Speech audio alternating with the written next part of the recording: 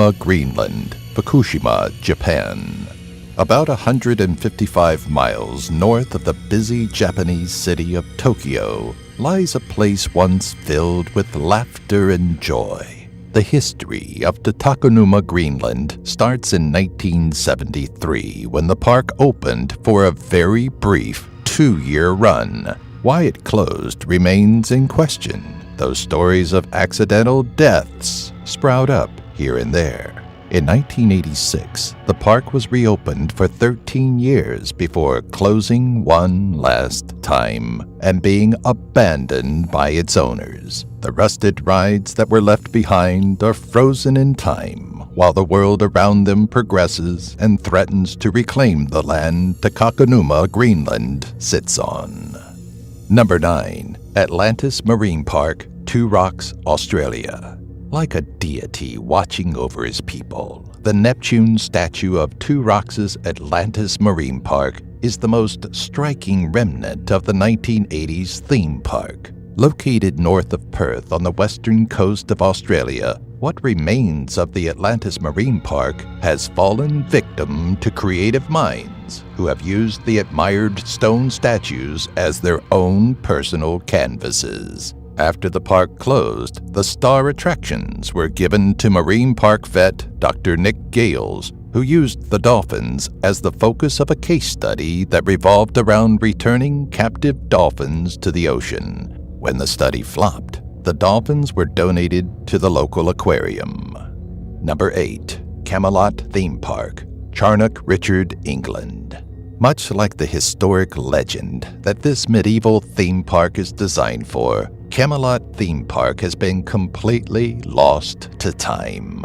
During the 2012 season, Camelot revealed it wouldn't be reopening for 2013, and ever since, it's been a ghost town of dismantled rides, empty buildings, and terrifying scattered mannequins. Opened in 1983, Camelot saw a steady drop in attendance and quality after the turn of the millennium. And while it's a shell of the enjoyable escape it used to be, the abandoned acreage has proven an effective playground for arsonists.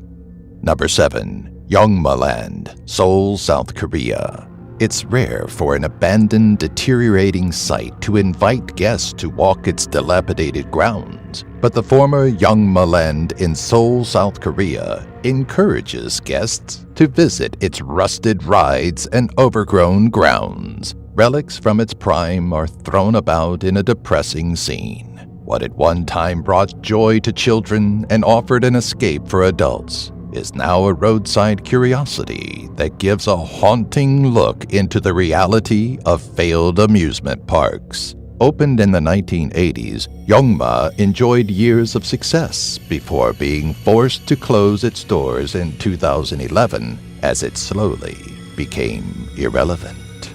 Number 6. Cidade Albano, Itagua, Brazil. Not all abandoned theme parks have a lengthy history of providing fun and entertainment to the public. Before Cidade Albano could even get off the ground, it was met with issues that kept pushing its opening back. Just as things started to look up for this Santa Claus-themed park, its owner, Antonio Albano Hayes, was killed in a car accident right outside the park's entrance. Enough of the park remains behind to relay what its intended theme was, but rather than pay tribute to St. Nick, its sole purpose is to rust and deteriorate until nature takes the land back completely. Number 5. Discovery Island, Orlando, Florida.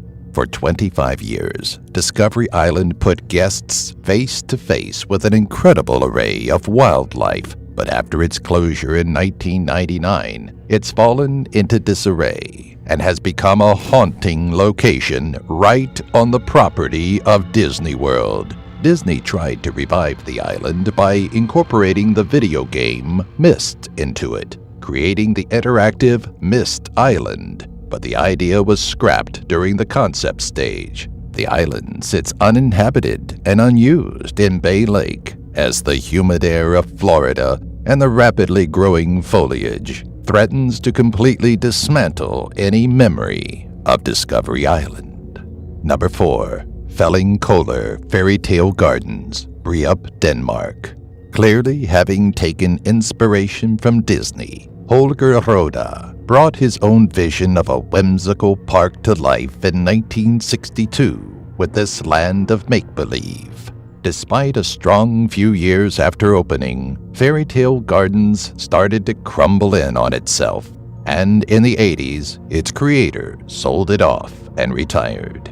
The remaining castles are all that remains of the popular fantasy land, and though it's a great setting to explore, poor craftsmanship has made for many injuries to curious parties. Number 3. Williams Grove Amusement Park, Mechanicsburg, Pennsylvania.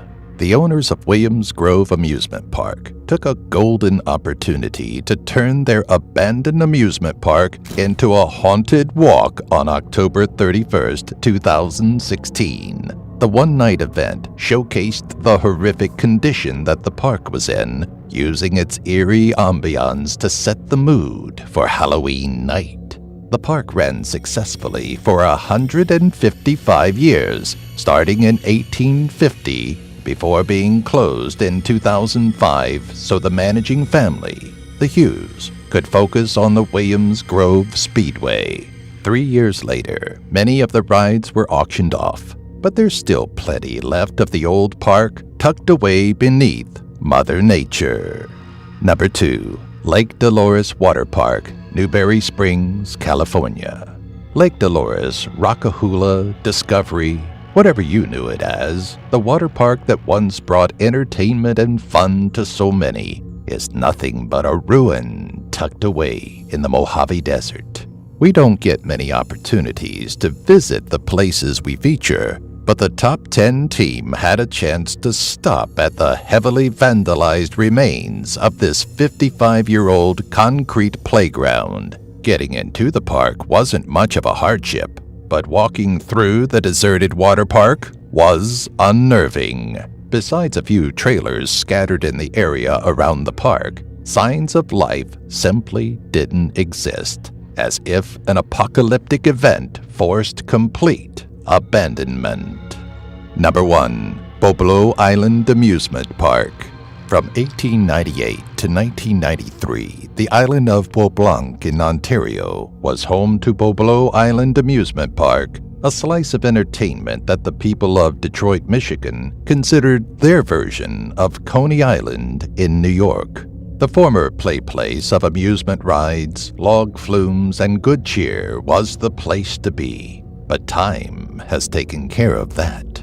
Now it's a horror show of nostalgia, complete with decrepit ferries that once carried visitors in droves and buildings unfit for any sort of life. Though the park was intended to remain open for at least 2 additional summers, co-owner Michael Mudenbaugh suffered severe injuries in a car crash that nixed any plans to continue operation.